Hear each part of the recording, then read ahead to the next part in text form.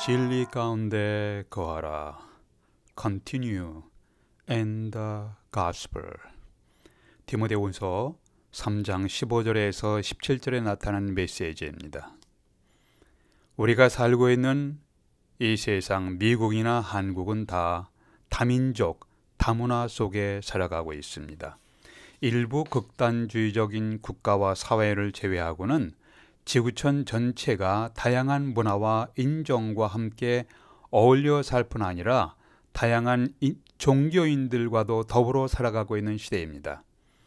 이러한 다원주의 시대에 우리 그리스도인들은 어떻게 살아야 하는가요? 종교의 다원주의 영향으로 기독교의 예수 그리스도만이 죄로 인한 심판에서 유일한 구원의 길이라는 주장은 점점 설득력을 상실해 가고 있는 상황입니다. 이제는 무엇이 선이고 무엇이 악인지를 혼돈하는 시대입니다. 남성과 남성의 연애, 여성과 여성의 연애도 서로 좋아하면 되는 것이지 무엇이 악이고 무엇이 선인지를 혼동하는 시대입니다. 일반인들은 기독교의 성경이나 이슬람교의 코란이라 불교의 불경이나 동일한 영적 진리를 다르게 표현하고 있다고 착각하고 있습니다. 절대적인 가치 기준을 상실한 사회에서 우리 그리스도인들은 어떻게 살아야 합니까? 중세기 유럽에서 정치 세력과 결탁된 로마 교황청은 구조적인 부패와 성직자들의 뇌물 거래가 만연되었습니다. 로마 캐톨릭 교황은 지옥의 문을 닫고 천국의 문을 열 수 있는 권위를 갖고 있다고 주장하기도 했습니다. 성직자들은 교인들에게 천국 가기 전에 중간 단계인 연옥에 가서 죄로 인한 고통을 받지 않으려면 면죄부를 구입하라고 하면서 엄청난 돈을 긁어 모았습니다. 성직자들이 첩을 두거나 성적인 문란 등의 부정행위로 인하여 전반적인 사회가 혼란과 방황과 어둠 상태에 있었음을 기독교 역사학자들이 주장하고 있습니다. 사람들은 신앙의 뿌리를 찾기 시작했습니다. 신앙생활에서 최고의 권위, 어토리티가 무엇인가? 이렇게 질문하기 시작합니다. 오늘날 여러분의 신앙의 뿌리가 어디에서 시작되었습니까? 여러분의 개인 신앙생활, 여러분의 교회 생활에서 갈등을 해결하는 최고의 권위, 최고의 어토리티가 무엇입니까? 이 시대에 성경의 진리를 회복하고 성경적 가치관을 회복하는 데서부터 우리들은 다시 깨어나기 시작하며 다시 살아나기 시작하게 될 것입니다. 오늘 성경 말씀은 우리에게 어떤 의미가 있는가? 첫 번째, 성경은 우리 인생의 최고의 권위가 되어야 합니다. 우리 인생의 최고, 우리 삶 가운데 신앙생활, 교회생활, 사회삶 가운데 최고의 권위는 authority는 the Bible, 성경이 되어야 합니다. 16절 보세요. 모든 성경은 하나님의 감동으로 된 것으로, 하나님의 감동이란 원어의 의미는 God breathed, 하나님이 숨을 내쉬셨다는 의미를 갖고 있습니다. 우리가 말할 때 우리는 숨을 내쉬면서 말을 합니다. 사랑합니다 라고 말할 때 숨을 밖으로 내쉬면서 말합니다. 성경이 하나님의 감동으로 기록되었다는 것은 하나님께서 숨을 밖으로 내쉬시면서 특별한 하나님의 사람들에게 인스피레이션, 영감을 주셨습니다. 숨을 내쉬셨습니다. 그리고 그 사람들이 자신의 언어 스타일로 기록해서 나온 것이 성경 말씀이에요. 베드로는 성경의 모든 예언은 사사로이 풀 것이 아니니 예언은 언제든지 사람의 뜻으로 낸 것이 아니요 오직 성령의 감동하심을 받은 사람들이 하나님께 받아서 말하는 것입니다. 베드로후서 1장 20절 21절입니다. 성경은 성령의 감동을 받은 사람들이, 하나님의 사람들이 기록한 것이기에 사람의 책입니다. 동시에 하나님의 성령님의 감동을 받아 기록한 것이기에 하나님의 책입니다. 성경의 기호는 하나님이십니다. 그런데 기록자는, 자기의 언어와 스타일로 기록한 사람은, 기록자는 사람입니다. 성경은 하나님께서 거의 1600년간에 걸쳐서 약 40명의 각기 다른 연령과 다른 문화와 각기 다른 직업과 배경을 가진 사람들이 하나님께서 숨을 내쉬면서 주시는 인스피레이션, 감동을 받아 기록했습니다. 이들 중에는 다윗 같은 왕도 있었습니다. 모세 같은 정치 지도자도 있었습니다. 베드로와 요한 같은 어부들도 있었습니다. 바울과 같은 학자들도 있었습니다. 마태 같은 공무원도 있었고 누가 같은 의사도 있었습니다. 이들은 각기 다른 지식이나 성장, 그리고 각기 다른 경험의 배경을 갖고 있었지만 자신들의 언어와 표현으로 하나님의 말씀을 기록하는 것이 신약과 구약 성경입니다. 우리 그리스도인들의 신앙의 뿌리가 어디에 있습니까? 하나님의 감동으로 기록된 신구약 성경입니다. 우리 그리스도인들의 신앙생활의 최고의 권위가 어디서 왔습니까? 교황이나 교회 전통의 최고의 권위가 아닙니다. 최고의 권위는 하나님의 감동으로 기록된 성경입니다.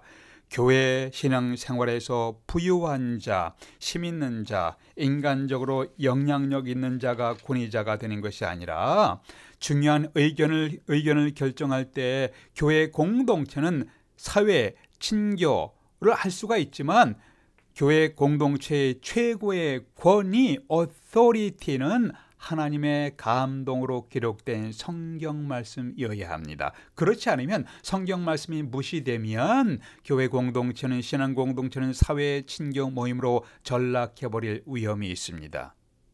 물론 여러 의견이 있을 수가 있지만 하나님의 감동으로 기록된 성경 말씀에 비추어 봐서 옳고 그른 것이 분별되어야 합니다. 성경 말씀을 개인 신앙생활뿐 아니라 교회 신앙생활의 최고의 권위로 삼을 때 그 개인의 삶의 질서가 세워지고 교회 생활의 질서가 세워지고 하나님의 뜻을 질서 있게 행할 수가 있습니다.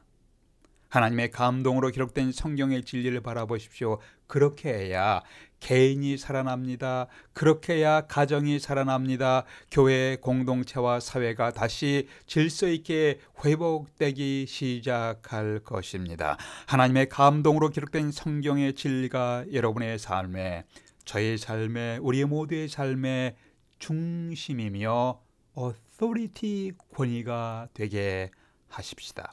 두 번째, 성경은 우리 인생에 큰 유익을 줍니다. useful합니다. 16절 보세요.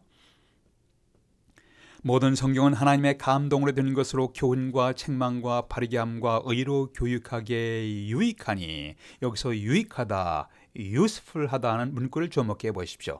성경에는 시편이나 잠언도 있습니다. 역사서나 예언서도 있습니다. 바울 서신같이 편지나 복음서같이 이야기 형태로 기록된 것도 있습니다. 이 모든 성경은 우리의 유익을 위해 바른 교훈을 말씀하시기도 합니다. 때로는 우리의 유익을 위해서 책망하시기도 합니다. 우리 개인이 다시 살아나고 교회가 다시 살아나고 사회와 국가가 다시 치유와 회복을 얻기 위해서 성경을 통해 하나님을 아는 지식을 배워야 합니다. 하나님은 내 백성이 하나님을 아는 지식이 없으므로 망하는도다. 내가 지식을 버렸으니 나도 너를 버리리라.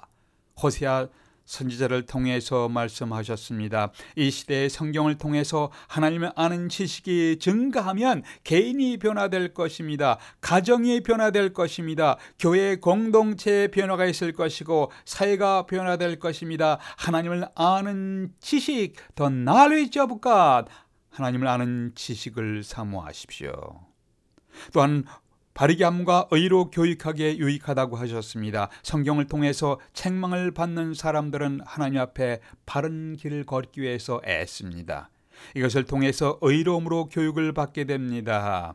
낙태나 동성연애나 불륜같이 분명하게 하나님의 뜻을 거스르는 죄에 대해서 성경이 책망하였기에 성경의 진리를 믿는 우리도 분명하게 입장을 밝혀야 합니다. 분별해야 합니다. 이런 것에 대해서 분명한 입장을 밝히지 않으면 분별력이 상실됩니다. 이단들의 교묘한 공격에 대해 전혀 준비가 되지 않게 될 것입니다. 우리가 침묵하는 것은 영적으로 잠들어 있기 때문일 수도 있고, 아니면 거의 죽음에 가까워서 무감각하게 되어버렸다는 의미일 수도 있습니다. 우리가 성경의 교훈과 가르침에 침묵하거나 무감각하게 되어버리면, 다가오는 위험에 각성하지 않으면 악한 영들은 우리 내부에서 공격할 것이고, 우리는 저항할 수 없이 무참하게 무너질 수도 있습니다. 일반적으로 사람들이 갑자기 이단에 빠져드는 것이라고 하는데 그렇지 않습니다. 갑자기 이단에 빠져드는 것이 아닙니다. 그들은 점차적으로 서서히 성경 말씀에서 멀어져 가면서 분별력이 없는 상태에 빠지게 되고 이단의 미혹에 빠져들게 됩니다. 이러한 상황을 설명해주는 유명한 이야기가 조지 바나가 소개하는 주전자 속의 개구리라는 이야기에 있습니다. 미지근한 물에 개구리를 집어넣고 서서히, 아주 서서히 물을 데우면 개구리는 죽는 줄도 모르고 서서히, 아주 서서히 기분 좋게 죽어간다고 합니다. 성경 말씀과 서서히, 아주 서서히 멀어지면 우리의 영혼은 분별력이 없어지고 자신이 죽어가는 줄도 모르게 아주 서서히 하나님으로부터 멀어지며 아주 서서히 우리의 영적 분별력은 죽어가게 됩니다. 하나님의 감동으로 기록된 성경을 통해서 규칙적으로 교훈을 받고 하나님을 거역한 죄에 대해서 책망을 받으면서 우리의 삶의 생각과 우리의 태도, 우리의 행동, 우리 하나님과의 관계, 인간관계 등 전반적인 우리의 삶에 하나님의 인도하심을 받게 됩니다. 우리가 성경 말씀을 갖게 하게 되면 이 성경의 진리를 아는 데 힘쓰시면 여러분의 영혼이 살아나게 될 것이며 여러분은 분별력을 유지하게 될 것입니다. 세 번째, 성경은 우리가 선한 일을 하도록, 하나님의 뜻을 이루도록 우리를 준비시켜 줍니다. 17절 말씀 보세요. 성경은 하나님의 사람으로 온전케 하며 모든 선한 일을 행하기에 능력을 갖추게 하려 함이라고 하셨습니다. 17절에서 성경은 하나님의 사람들이 모든 선한 일을 행할 능력을 갖추게 하십니다. 그래서 하나님의 사람들은 성경의 사람이 되어야 합니다. 전통적으로 침례교회인들은 성경의 사람들, the people of the Bible 이라고 불리워 왔습니다. 오늘 말씀에서 사도 바울은 디모데에게 고난을 견디라고 격려하면서, 디모데야, 내가 어려서부터 성경을 알았는데 내 할머니 로이스와 어머니 유니게로부터 성경을 배웠는데 이제는 나 바울에게도 성경을 배웠도다 하면서 15절 보세요. 성경은 능히 너로 하여금 그리스도 예수 안에 있는 믿음으로 말미암아 구원에 이르는 지혜가 있게 하느니라. 디모데는 성경 말씀을 배우면서 예수 그리스도를 믿고 죄로 인한 심판에서 구원받는 지혜를 배우게 되었습니다. 미국에서 책을 제일 많이 소장하고 있는 것은 아마도 워싱턴 DC의 국회 도서관일 것입니다.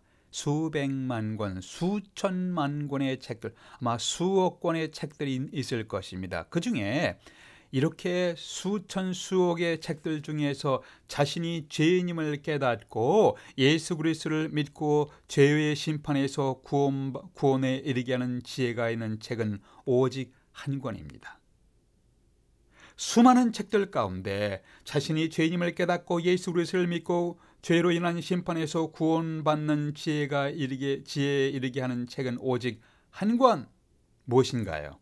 그것은 하나님의 감동을 받아 기록된 신구약 성경 한 권뿐입니다.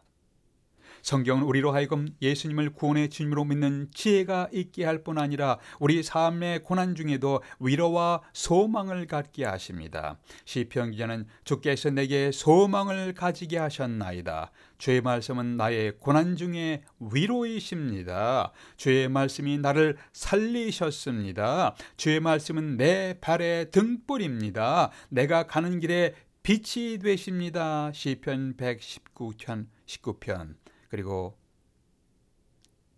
105절의 말씀 고백하고 있습니다. 주의 말씀을 열면 빛이 비추어 오둔한 사람들을 깨닫게 하나이다.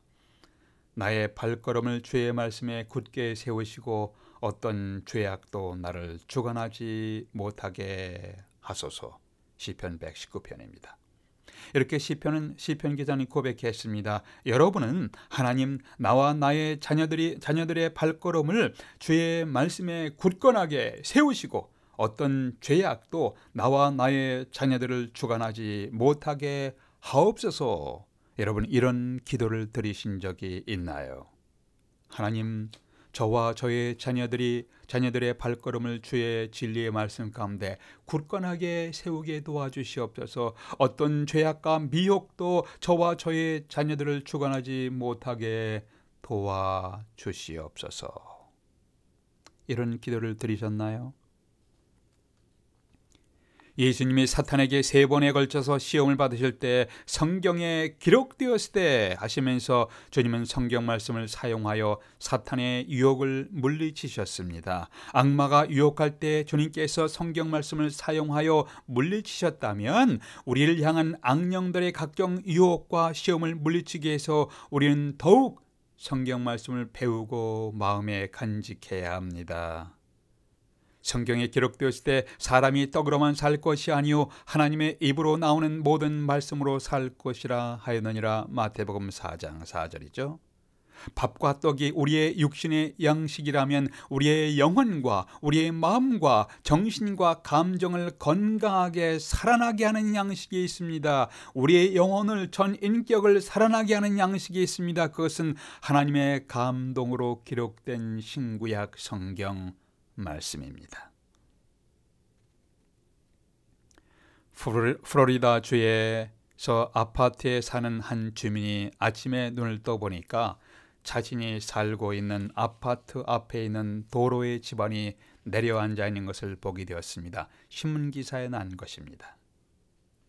미국 사람들은 이러한 현상을 sinkhole syndrome, 땅 꺼짐의 현상이라고 부릅니다. 갑자기 땅이 꺼져버리는 것이에요.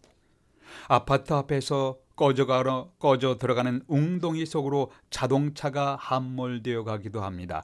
큰 집이 통째로 함몰되어 가기도 합니다. 심지어 거대한 아파트까지 집어삼킬 기세로 땅이 땅 꺼짐 현상이 있습니다. 그런데 왜 이렇게 갑자기 땅 꺼짐의 현상이 싱크홀 신드롬이 발생하는가요? 가뭄으로 인해 지하수가 고갈되어 땅 표면을 지탱할 수 있는 힘을 잃어버릴 때 발생하는 현상입니다. 현재 우리가 딛고 있는 땅이 갑자기 꺼져버리면서 땅 위에 있는 모든 것이 땅 속으로 함몰되어 버릴 수도 있습니다. 우리 인생에도 동일한 현상이 나타날 수가 있습니다. 우리 인생에서 갑자기 삶이 붕괴되는 땅 꺼짐의 현상이 일어날 수도 있습니다. 외형적으로 멀쩡하고 잘 나가는 것 같은 사람들이 갑자기 졸지에 인생이 무너지고 사라져버리는 현상을 우리 주위에서, 특별히 우리 주위뿐 아니라 유명 인사의 삶 가운데서 여러분은 목격하셨을 것입니다. 우리의 인생, 우리의 가정, 우리의 교회, 우리의 사회와 국가가 갑자기 무너질 수도 있고, 우리 자신뿐 아니라 우리 자녀들의 인생도 순식간에 붕괴될 위험도 있습니다. 이렇게 순식간에 붕괴되는 인생이 되지 않기 위해서 우리는 무엇을 해야 할까요? 사도 바울은 이렇게 말씀하셨습니다. 너희 마음 속에 예수 그리스도의 말씀이 충만히 거하게 하라. 너희 속에 그리스도의 말씀이 충만하게 하라고 하셨습니다. 성경 말씀을 우리 심령 속에 채우게 되면 외부로부터 몰려드는 강력한 폭풍우를 견딜 수 있는 힘이 됩니다. 여러분 속 사람을 성경 말씀으로 채우시면 외부의 시험과 유혹을 넉넉히 물리치고 승리할 수 있게 됩니다. 여러분의 심령을 하나님의 감동으로 기록된 성경 말씀으로 충만하게 채우게 되시기를 기원합니다. 기도하시겠습니다. 내 이름으로 일컬는 내 백성이 그들의 악한 길에서 떠나 스스로 낮추고 기도하여 내 얼굴을 구하면 내가 하늘에서 듣고 그들의 죄를 용서하고 그 땅을 치료할지니라. 역대하 7장 14절. 아버지 하나님, 성령의 감동으로 기록된 성경을 사랑하며 우리가 악한 길에서 떠나서 겸손히 용서를 구하는 하나님의 사람이 될 수 있도록 도와주시옵소서. 우리와 우리의 가정을 치료해 주시옵소서. 분열된 사회가 회복되게 하시고 위기에 이 나라를 구출해 주옵소서. 흔들리는 세상 속에서 흔들리지 않는 복음의 진리를 사모하며 걸어가는 하나님의 사람들이 되게 해 주시옵소서. 우리 주 예수 그리스도의 이름으로 기도하옵나이다. 아멘.